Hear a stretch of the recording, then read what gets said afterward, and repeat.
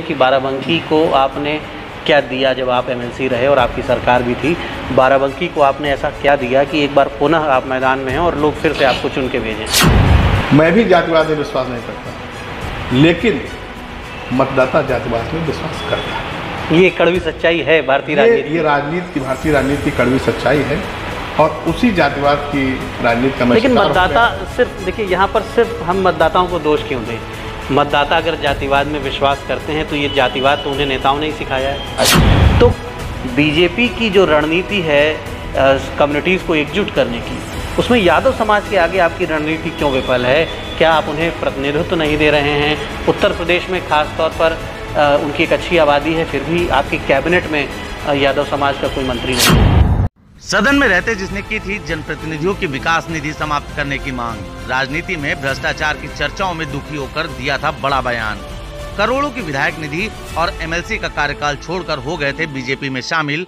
BJP से MLC चुनाव की दावेदारी में मजबूती से डटे हैं हरगोविंद सिंह। बीजेपी के दिग्गज नेताओं में गिने जाते हैं बाराबंकी के हरगोविंद सिंह। उत्तर प्रदेश में जब बीएसपी की सरकार थी तो विधान परिषद में सदस्य विधान परिषद होते हुए हरगोविंद सिंह जी ने एक विषय उठाया था। उन्होंने कहा था कि विधायक निधि हो या सांसद निधि, जो भी निधियां जनप्रतिनिधियों को दी जाती हैं, करोड़ों रुपए की निधि विकास कार्यों के लिए, उन्हें समाप्त किया जाए, क्योंकि इसके जरिए एक संगठित भ्रष्टाचार ब्यूरोक्रेसी के द्वारा किया जाता है और जिसकी वजह से जनप्रतिनिधि बदनाम होते हैं। विश्वसनीयता जो है राजनीति की और राजनीति करने वालों की, उस पर प्रश्न चिन्ह लगता है। आज के दौर में जहां अधिकांश नेताओं के ऊपर इस तरह के एलिगेशंस आते हैं कि वो पैसे के पीछे भाग रहे हैं, वो अपनी निधियों को लेकर उनकी भूमिका स्पष्ट नहीं है, उस माहौल में ऐसी डिमांड को सामने रख के हरगोविंद सिंह ने उत्तर प्रदेश की राजनीति में एक बड़ी चर्चा की शुरुआत कर दी थी। आज हमारे साथ मौजूद हैं हरगोविंद सिंह जी, हम उनका स्वागत करते हैं। हरगोविंद जी, आपका बहुत बहुत स्वागत है द इंडियन ओपिनियन में। धन्यवाद। हरगोविंद जी, आपने उस दौर में बीएसपी छोड़ी थी जब आपके पास समय बचा था, काफ़ी कार्यकाल भी शेष था और निधि की धनराशि बड़ी मात्रा में शेष थी आपके। आप उस समय वो निर्णय जो आपने लिया, क्या प्रमुख कारण रहा उसका? पहली बात तो मैं कह दूं कि निधि किसी विधायक की नहीं होती है, निधि जनता की होती है और जनता के लिए, जनता के कल्याण के लिए खर्च करने चाहिए और इसी उद्देश्य से उसको दी जाती है। लेकिन कुछ राजनीतिज्ञों ने निधि का दुरुपयोग करके ऐसा वातावरण बना दिया है कि लोग निधि को लेकर ही तमाम तरीके के आक्षेप नेताओं पर लगाते हैं। ये मेरा मानना है व्यक्तिगत रूप से कि अगर नेताओं की छवि को दुरुस्त करना है, उसको ठीक रखना है, तो इस विधायक निधि, सांसद निधि को समाप्त कर देना चाहिए। ये वो काजल है जिसके पास से गुजर जाए, आप उसको छुएं ना छुएं, आपके दामन पर लग ही जाता है। तब भी मेरा मानना था और आज भी मेरा मानना है कि इसको समाप्त कर देना चाहिए, जिससे कि विधायकों और सांसदों की छवि में सुधार आ सके।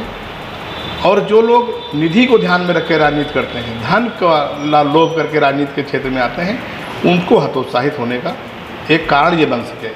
और जो सच्चे लोग, ईमानदार, सेवा भाव से जो राजनीति में आना चाहते हैं, वो आएँ। और दूसरा सबसे बड़ा कारण है, अधिकारी संगठित रूप से भ्रष्टाचार करते हैं और विधायकों को पर आक्षेप लगाते हैं, विधायकों को बेईमान साबित करते हैं। और निधि दे करके जब कोई अधिकारी से हम काम कहते हैं धन का, तो वो कहते हैं आप अपनी निधि से करवा दीजिए। ये प्रायः मुझे सुनने को मिला, जबकि हजारों करोड़ का बजट पूरे जनपद में आता है विभिन्न विभागों के माध्यम से, उस पर अधिकारी किसी बात को सुनने के लिए तैयार नहीं है।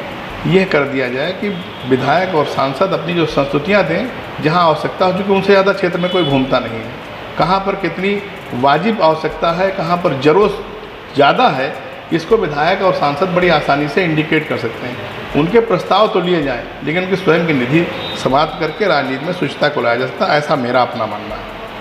एक बड़ी बात है कि सदन में रहते हुए आपने इस मुद्दे को उठाया था और अब जबकि आप विधान परिषद का चुनाव लड़ने की तैयारी कर रहे हैं, फिर आप इस बात को दोहरा रहे हैं अपने संकल्प को कि निधि जो है इसको अलग किया जाए और कहीं ना कहीं राजनीति को कलंकित करने का काम भी निधि करती है। तमाम ऐसी कंट्रोवर्सीज़ पहले भी सामने आ चुकी हैं।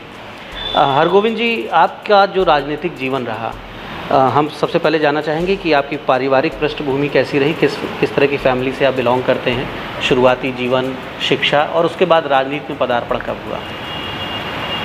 मैं गांव की पृष्ठभूमि से आता हूं मेरे घर पे खेती का काम होता था। मेरे पिताजी यद्यप अधिकारी थे और सगे और चचेरे भाइयों को मिला करके, बहनों को मिला करके एक बड़ा परिवार था। तो हम लोगों का खेती और साधारण सी नौकरी जो पिताजी की थी, उससे काम तो आसानी से चल जाता था। मैं प्राधिकरण में नौकरी भी किया। हम लोग जब प्राधिकरण में जॉब करते थे तो हमारे मंत्री माननीय लालजी टंडन जी हुआ करते थे। तो आप जो समझ लीजिए हमारे विभागीय मंत्री थे और हम उन्हीं के क्षेत्र लखनऊ पश्चिम में रहा करते थे। तो हम लोगों का एक बड़े ग्रुप का जो प्राधिकरण में जॉब करता था, सबका एक तरीके से सीधा जुड़ाव माननीय लालजी टंडन जी से था। वो लगभग सबको पहचानते थे, सबका आना जाना था। और 2009 में दिसंबर के महीने में मैंने बहुजन समाज पार्टी ज्वाइन किया और वहीं से एमएलसी का चुनाव लड़ा। और मेरा ये मानना था कि जब 3 बार भाजपा की सरकारों ने बहन जी के साथ मिलकर सरकार बनाई, तो हमने भी बहन जी का आशीर्वाद लेकर के एमएलसी का चुनाव लड़ा और विजय हासिल की। इसमें मुझे कोई ऐसी बात नहीं आती है जो अस्वाभाविक हो। जब हम बहन जी के साथ मिलकर सरकार बना सकते हैं, तो बहन जी के साथ मिलकर एक कार्यकर्ता विधायक क्यों नहीं बन सकता। फिर आपने मध्यकाल में ही इस्तीफ़ा दिया और आप बीजेपी में आए। मैंने बताया कि मैं भारतीय जनता पार्टी की विचारधारा से प्रेरित था। बहुजन समाज पार्टी की विचारधारा से मेरा वैचारिक तालमेल नहीं बैठ पा रहा था। वहाँ के कुछ एक मंत्री थे, नाम लेना उचित नहीं है, वो दल में भी नहीं है। वो एक तरीके का अपमानजनक व्यवहार करते थे। गुलामों जैसी संस्कृति थी उनकी, वो गुलाम की तरीके से ट्रीट किया करते थे, जो मुझे समझ में नहीं आ रहा था। और हमारी धार्मिक भावनाओं पर भी वहाँ बैठ करके बड़े कटाक्ष, बड़ी चर्चा हुआ करती थी, जो सह नहीं हो रहा था। इसलिए मैंने 2015 में लगभग 1 साल का कार्यकाल शेष था, उसको छोड़ करके भारतीय जनता पार्टी की सदस्यता ग्रहण कर ली। और विधान परिषद की सदस्यता से इसलिए इस्तीफा दे दिया कि लोग कहते हैं कि मैं अपने सम्मान और स्वाभिमान के लिए ज़रूरत पड़ी तो कुर्सी को लात मार दूंगा। लेकिन लोग कुर्सी को लात मारते नहीं। मैंने कुर्सी को छोड़ करके बताया कि मेरी कथनी और करनी में कोई अंतर नहीं है। अगर मैं भारतीय जनता पार्टी ज्वाइन कर रहा हूं, तो बहुजन समाज पार्टी में रहते हुए जो मुझे मान सम्मान और पद मिला था, मैं उसे वहीं पर त्याग दूं। क्योंकि बसपा के लोग कभी भी मंच से खड़े होकर सवाल उठा सकते हैं कि जब हमारी पार्टी से आप एमएलसी हुए थे, जब पार्टी आपने छोड़ी तो आपने एमएलसी का पद क्यों नहीं छोड़ा। ये सवाल उठे, उससे पहले नैतिकता के आधार पर मैंने इस्तीफ़ा देना उचित समझा, जिससे कभी किसी बात को लेकर मेरा सर न झुके। और जब सम्मान नहीं, जब हम अपना सम्मान स्वयं नहीं कर पाएंगे, तो दूसरे लोगों से कैसे अपेक्षा करेंगे लोग मेरा सम्मान करें। इसलिए मैंने सदस्यता त्याग दी और भारतीय जनता पार्टी की सदस्यता ग्रहण कर ली। अच्छा, जो आपका राजनीतिक जीवन अभी तक का रहा है, उसमें आपका कैसा अनुभव रहा? आप ब्यूरोक्रेसी में भी रहे, नौकरी भी की, आपने बताया प्राधिकरण में आप थे। राजनीति में आने के बाद आप क्या देखते हैं? आज देश में राजनेताओं ने अपना विश्वास और अधिक अर्जित किया है जनता के हृदय में, या विश्वास गिर रहा है? कुछ एक नेताओं ने तो निश्चित रूप से बहुत विश्वास अर्जित किया है। जनता उन पर अटूट विश्वास करने लगी है। जैसे माननीय मोदी जी हैं, माननीय योगी जी हैं। प्रदेश और देश की जनता उन पर अटूट विश्वास करती है। अपने आप से ज़्यादा भरोसा इन नेताओं पर करती है। जनता को ये पता है कि जब तक ये नेता हमारे बीच हैं, तब तक देश भी सुरक्षित है, समाज भी सुरक्षित है। जिन लोगों ने समाज को और देश को नुकसान पहुंचाने की कोशिश की या कोशिश करते रहे हैं, ऐसे सभी लोगों पर राष्ट्रीय स्तर पर और अंतर्राष्ट्रीय स्तर पर माननीय मोदी जी ने, और प्रदेश के स्तर पर और देश के स्तर पर मैं कह सकता हूँ माननीय योगी जी ने समाज विरोधी लोगों को दबाने का, उनको क्रश करने का, उनको दंडित करने का जो सार्थक और समझदारी भरा प्रयास किया है, इसकी वजह से जनता आज की तारीख में अपने आप को बहुत सुरक्षित महसूस कर रही है। समाज अपने आप को, लेकिन आप देखिए तमाम लोग इस सरकार से, आपकी सरकार से, आपकी पार्टी की नीतियों से नाराज़ हैं। अभी लाखों किसानों ने प्रदर्शन किया मुजफ्फरनगर में। दिल्ली बॉर्डर के आसपास 9 महीनों से प्रदर्शन चल रहे हैं, लगभग साल भर होने को है। और अलग अलग विषयों को लेकर जनता के एक वर्ग में असंतोष है। दावा तो किया था प्राइम मिनिस्टर ने कि सबका साथ, सबका विकास और सबका विश्वास, लेकिन हमारे समाज में कुछ लोग हैं, एक पूरा सेक्शन है समाज का जो अपना विश्वास नहीं जता पा रहा है इस पार्टी के प्रति या इनकी सत्ता के प्रति, और आए दिन देश में प्रदर्शन, इसकी वजह से काफ़ी ऊर्जा का व्यय भी हो रहा है। तो आपको नहीं लग रहा कि सरकार जो है उसे लोगों की बात सुननी चाहिए और अपने देश के ही नागरिक हैं, किसी भी वर्ग के हों, उन्हें अल्टीमेटली संतुष्ट करना चाहिए? आंदोलन करना, धरना प्रदर्शन करना, ये जनता का मौलिक अधिकार है। जनता को ये काम करने की पूरी छूट है। आंदोलन इसलिए किए जाते हैं, सरकार के ध्यानाकर्षण के लिए आंदोलन किए जाते हैं, धरने दिए जाते हैं कि जो सक्षम लोग हैं, जिनके हाथ में नीति बनाने का काम है, जिनके हाथ में पावर है, वो हमारी बात को सुने। किसानों का आंदोलन इसी दिशा का एक आंदोलन था, लेकिन वो गुमराह हो गया। सरकार ने कोई नीति बनाई, नीति अच्छी है या बुरी, उस पर चर्चा करिए। बार बार किसानों के नेता 11 बार या 11 से अधिक बार प्रधानमंत्री और कृषि मंत्री की अगुवाई में लोगों से वार्ता के लिए गए। हर बार उनका एक ही जवाब, रटा रटाया सवाल कि कानून वापस लीजिए, 3 कानून, काले कानून वापस लीजिए। कानून कोई बनाया गया है तो बिल्कुल नितांत काला हो ही नहीं सकता। उसमें जो बुरी बातें हैं आप चर्चा करिए, जो आपके हित की बातें नहीं हैं वो वापस ले लेगी सरकार। सरकार इसके लिए तैयार थी, सरकार वार्ता के लिए तैयार, लेकिन जो किसान नेता हैं वो वार्ता नहीं करना चाहते। उनका स्ट्रेट फॉरवर्ड एक ही है कि आप काले कानून को वापस लीजिए। कानून काला है या उजला है, कम से कम दोनों के पक्ष तो सुनिए। कितना उसमें उजला है उसको ले लीजिए, जो आपको काला लगता है उसको सरकार समझ लेगी। सरकार किसानों के हित के लिए बैठी है, सरकार देश के नागरिकों के लिए बैठी, कल्याणकारी राज्य की अवधारणा के आधार पर काम कर रही है। सरकार किसानों को क्रश करने के लिए, किसानों को और देश की जनता को क्रश करने के लिए नहीं बैठी है।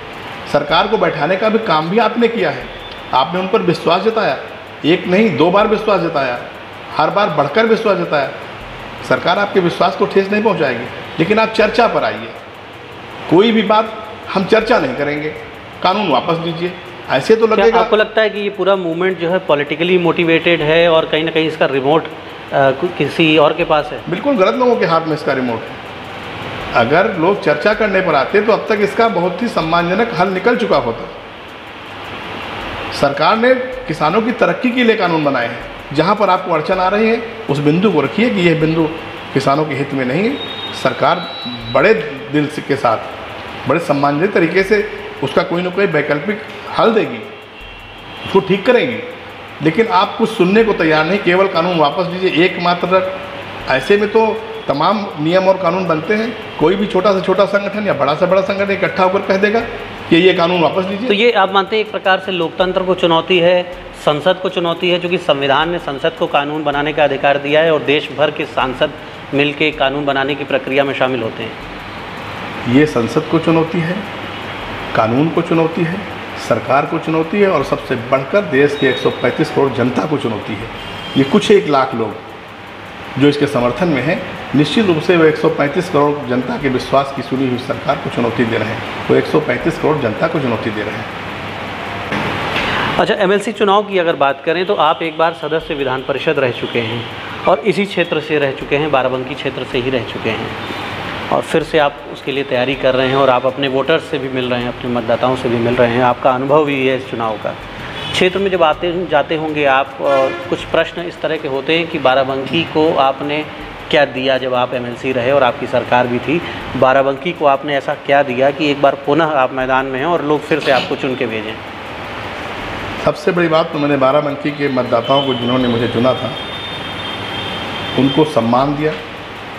उनके साथ लगातार हम जुड़े रहे और जो हमें कुछ धनराशि विभाग की ओर, सरकार की ओर से मिली, उसको ऐसे स्थानों पर खर्च किया जो आज भी प्रतिष्ठित हैं, प्रतिस्थापित हैं और लंबे समय तक रहेंगे। जनता का विश्वास कल भी मेरे साथ था, आज भी मेरे साथ है।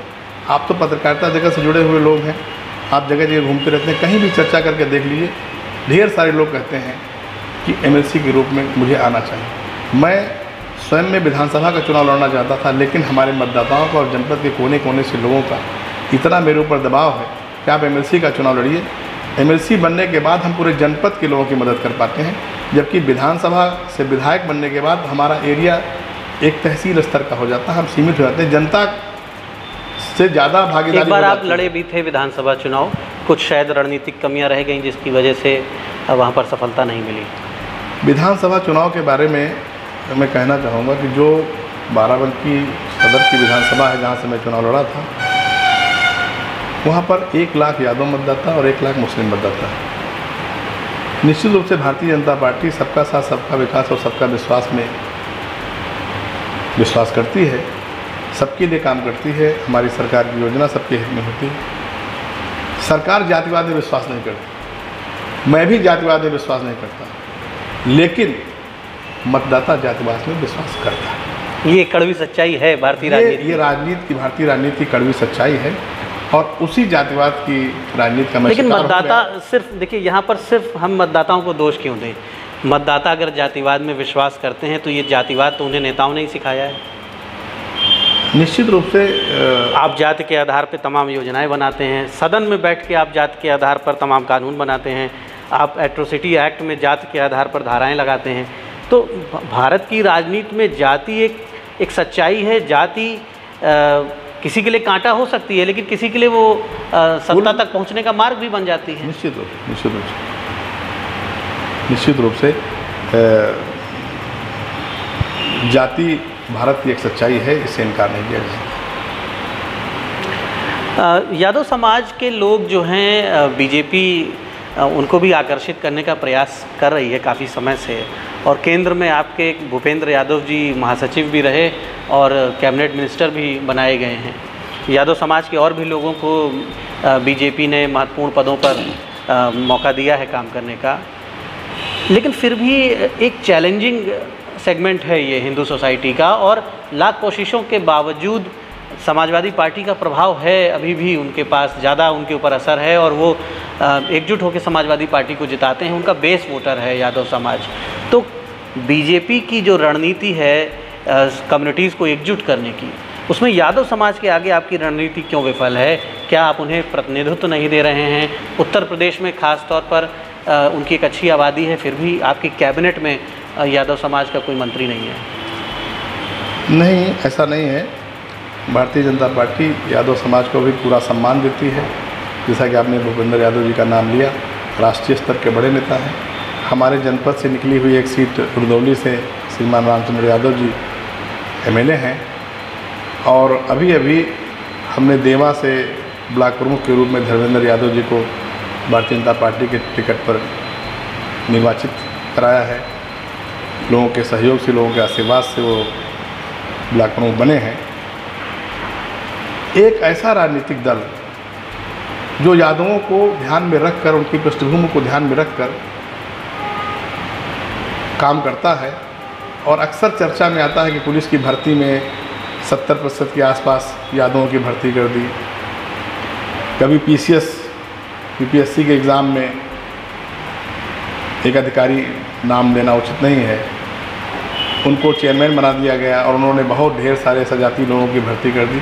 तो जहाँ से लाभ लेना लोग शुरू कर देते हैं, उनकी अपेक्षा और उनका विश्वास उस जाति में विशेष रूप से बढ़ जाता है। और इस समय अगर भारतीय जनता पार्टी का प्रत्याशी यादव रहता है, तो यही यादव उस भारतीय जनता पार्टी के प्रत्याशी को स्वीकार करते हैं। ये समस्या तब आती है जहाँ पर यादव प्रत्याशी समाजवादी पार्टी से आ जाता है, तब उसकी और उसका झुकाव अधिक हो जाता है, और ऐसी परिस्थिति में वो किसी और को देखना या उस पर प्रायोरिटी देना पसंद नहीं करते हैं। यानी ये सेगमेंट जो है अभी आपके लिए चुनौतीपूर्ण विषय है, और उस पर काम कर रही है आपकी पार्टी इस पर काम कर रही है, और निश्चित रूप से तेज़ी से बदलाव आ रहे हैं। हमने देखा कि हमारे सदर में, जहाँ से मैं चुनाव नहीं जीत पाया था, अब बड़ी संख्या में यादव समाज के लोग भारतीय जनता पार्टी से जुड़ने लगे हैं। 100 से अधिक नौजवान कार्यकर्ता हमारे पास आए हैं जो विभिन्न दायित्वों और पदों पर काम कर रहे हैं, और इस बार 75 सालों में पहली बार हम सदर विधानसभा से भारतीय जनता पार्टी का कमल खिला कर रहेंगे। इसमें बड़ी भूमिका यादव समाज के लोगों की होगी, और ये इतिहास रचने का काम वो लोग करने वाले हैं।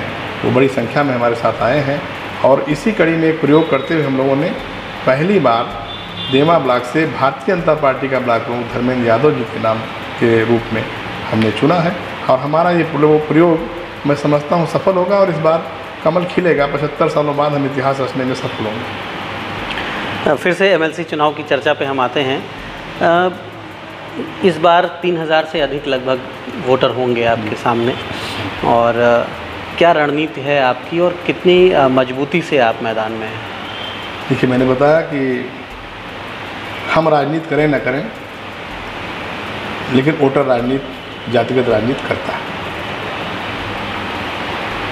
मैंने आपको पहले ही बताया कि मैं जब पिछले कार्यकाल मेरा जो बीता है उसमें समाज के सभी वर्गों का मुझे बहुत स्नेह मिला, बहुत प्यार मिला, और वो लोग आज भी चाहते हैं कि मैं उनका प्रतिनिधित्व करूं। और हमने जो नए प्रयोग किए हैं इसमें कम से कम 30 से 40% तक यादव समाज के लोग भी भारतीय जनता पार्टी के साथ जुड़कर उसके प्रत्याशी को वोट करेंगे। जो भी प्रत्याशी आएगा उसको वोट करेंगे। मुस्लिम समाज के ढेर सारे जो चुने हुए प्रतिनिधि हैं, चाहे वो BDC हैं, चाहे वो प्रधान हैं, चाहे वो सभासद हैं या चेयरमैन हैं, 8 चेयरमैन मुस्लिम समाज के हैं। 8 के 8 मेरे पास आ चुके हैं इस बात का विश्वास दिलाने के लिए कि हम आपके साथ रहेंगे। लेकिन भारतीय जनता पार्टी एक बहुत बड़ा दल है। हम आज नहीं कह सकते हैं कि भारतीय जनता पार्टी किसको प्रत्याशी बनाएंगे। हम टिकट मांग रहे हैं, लड़ना चाहते हैं, इसमें कोई दो राय नहीं। लेकिन भारतीय जनता पार्टी जिसको टिकट देगी वही चुनाव लड़ेगी। अगर मुझे टिकट देती है तो मैं विश्वासपूर्वक कह सकता हूँ कि लगभग 80% के आसपास मुस्लिम समाज के लोग और 40%, 35 से 40% लोग यादव समाज के लोग भारतीय जनता पार्टी को इस बार वोट करेंगे। और अपना प्रतिनिधि वो मुझ में देख रहे हैं, क्योंकि मैंने बिना किसी भेदभाव के पिछला कार्यकाल जो बिताया है और लगातार उनके संपर्क में रहा। पूरे जनपद के कोने कोने में किसी भी क्षेत्र में आप चले जाइए, 4 चुने हुए प्रतिनिधियों से बात कर लेंगे तो उसमें 3 लोग ऐसे जरूर मिल जाएंगे जो कहेंगे कि हरगोविंद सिंह का कार्यकाल ठीक था, उन्हें हमारा प्रतिनिधि बनना चाहिए। उन्हीं लोगों के कहने पर, उन्हीं की सिफारिश पर, उन्हीं के दबाव में मैंने मन बनाया कि जब जनता जो कॉल कर रही हो, जो पुकार रही हो, उस काम को करना चाहिए। आखिर जनता जनार्दन है। अगर वो मुझे बुला रहे हैं तो मुझे निश्चित राजनीति के क्षेत्र में हो तो मुझे निश्चित रूप से उनकी बात को मानना चाहिए। अपनी बात थोपना बहुत उचित नहीं होता। इसलिए मैंने जनता की मांग पर MLC चुनाव लड़ने का फैसला किया है। आपने बताया कि 80% मुस्लिम वोटर्स, 40% लगभग यादव वोटर्स जी आपका साथ देंगे, ऐसा आपको विश्वास है? उन्होंने भी आपको भरोसा दिलाया है? उनके भरोसे पर ही मैं कह रहा हूँ। तो क्या ये एक बड़ा परिवर्तन नहीं है BJP के पक्ष में? अगर इस तरह का एक बदलाव हो रहा है ग्राउंड लेवल पर, तो ये विधानसभा चुनाव के लिए भी अच्छे संकेत हो सकते हैं। मैंने कहा कि अभी आपने देखा कि जिला पंचायत सदस्य का चुनाव हुआ, उसमें 11 में से 9 मुस्लिम समाज के लोग हमारे साथ थे। कम से कम 8 यादव समाज के लोग हमारे साथ जिला पंचायत के चुनाव में हमको वोट दिए। ब्लॉक प्रमुखी के चुनाव में आपने देखा। अब परिवर्तन आ रहा है। लोग समझ रहे हैं कि हमें कहाँ रहना चाहिए, देश का कल्याण किस में है, देश का भविष्य किस में है, देश की ज़रूरत क्या है, समाज की ज़रूरत क्या है। आखिर गुंडे, बदमाश, मवालियों से हमको सुरक्षा देने का काम भारतीय जनता पार्टी के मुख्यमंत्री आदरणीय योगी आदित्यनाथ जी कर रहे हैं। देश को अंतर्राष्ट्रीय स्तर पर मजबूत करने का काम आदरणीय मोदी जी कर रहे हैं। देश की सीमाओं को सुरक्षित करने का काम आदरणीय मोदी जी कर रहे हैं। हमारी वो महत्वाकांक्षी सोच, जो हमारी इच्छा थी, हम सब की इच्छा थी, पूरे भारत के जनमानस की इच्छा थी, उनको पूरा करने का काम कर रहे हैं। हमारे जो एक बहुत बड़ा काम रह गया था पटेल जी से, जिसकी जिम्मेदारी उनको नहीं दी गई थी, पूरे देश के एकीकरण का काम, जो एक कोना छूटा हुआ था हमारा, उस एकीकरण को करने का काम माननीय अमित शाह जी और माननीय मोदी जी ने किया। तो ऐसी जन भावनाओं वाले कल्याणकारी काम, जिससे हमारा सम्मान भी बढ़ता है, हमारी सोच भी मजबूत होती है, राष्ट्रभक्ति भी मजबूत होती है, ऐसे बड़े बड़े काम करने का काम भारतीय जनता पार्टी कर रही है। तो देश का कौन सा ऐसा सच्चा सपूत होगा, कौन सा ऐसा सच्चा नागरिक होगा जो उनके साथ खड़ा होना नहीं चाहेगा। ये सब काम केवल भारतीय जनता पार्टी के इन मूर्धन्य नेताओं के माध्यम से ही संभव है। सरकार तो 70 साल से चल रही है। यहाँ पर जो समाजवादी पार्टी के संभावित कैंडिडेट और जो वर्तमान MLC हैं, और ऐसा प्रबल लोगों को इस बात का आभास है कि वही लड़ने जा रहे हैं समाजवादी पार्टी से स्वयं वो यादव कम्युनिटी से आते हैं और मुस्लिम वोट बैंक तो वैसे भी समाजवादी पार्टी का वोट बैंक माना जाता है, तो आपको नहीं लगता कि एक अच्छी चुनौती एमएलसी चुनाव में भी है, कड़ी चुनौती हो सकती है? मुस्लिम समाज का वोट कभी रहा होगा समाजवादी पार्टी, आज उसकी भी सोच बदल रही है। पिछले चुनाव में जहां एक भी मुस्लिम समाज का प्रत्याशी प्रधान या बीडीसी या चेयरमैन भारतीय जनता पार्टी के प्रत्याशी के साथ यानी मेरे साथ नहीं खड़ा था, आज 10 से अधिक प्रधान और बीडीसी हमारे साथ खड़े हैं। बड़ी संख्या में सभासद मेरे साथ खड़े हैं। आज तमाम ऐसे कार्यकर्ता और नेता जो समाज में जिनकी अच्छी छवि है, वो दूसरे दलों को छोड़कर, कांग्रेस को छोड़कर, समाजवादी पार्टी को छोड़कर, बसपा को छोड़कर हमारे साथ खड़े हैं। बदलाव की बयार चल रही है। अब हम दिनों दिन और मजबूत हो रहे हैं। मैं दावे के साथ आज आपको बता रहा हूँ कि 75 सालों में पहली बार भारतीय जनता पार्टी का कमल यहाँ खिलेगा। भारतीय जनता पार्टी की सीट, मैं जिले की किसी भी और विधानसभा की सीट पर चर्चा या टिप्पणी नहीं करना चाहूँगा, लेकिन इस पर मैं दावे के साथ कह सकता हूँ कि नवाबगंज की सीट इस बार भारतीय जनता पार्टी जीतने जा रही है। कमल खिलने जा रहा है, इतिहास बनने जा रहा है। आप सब इसके साक्षी होने वाले हैं। तो इतिहास बनेगा, परिवर्तन होगा, और ये दावा है हरगोविंद सिंह जी का, जो कि एमएलसी रह चुके हैं, फिर से एमएलसी चुनाव लड़ने के लिए कमर कस चुके हैं। और नवाबगंज विधानसभा जो है बाराबंकी की जिला मुख्यालय की विधानसभा है, उस विधानसभा पर भी आपका दावा पहले भी था और आगे भी आप उस विधानसभा के लिए पार्टी का जैसा भी आपके लिए आदेश होगा उसके हिसाब से आप अपनी रणनीतियों को सामने रखेंगे। लेकिन निश्चित तौर पे रोचक होने वाला है एमएलसी चुनाव भी, और एमएलसी चुनाव के बाद जो भी परिणाम होंगे उनसे जो मनोबल निकल के सामने आएगा नेताओं का और कार्यकर्ताओं का, वो आने वाले विधानसभा चुनाव में भी वो मनोबल मील का पत्थर साबित होगा। उसके ज़रिए से मैदान में जो संग्राम होगा वहाँ पर महारथी अपनी ताकत का बेहतर प्रदर्शन करेंगे। धन्यवाद।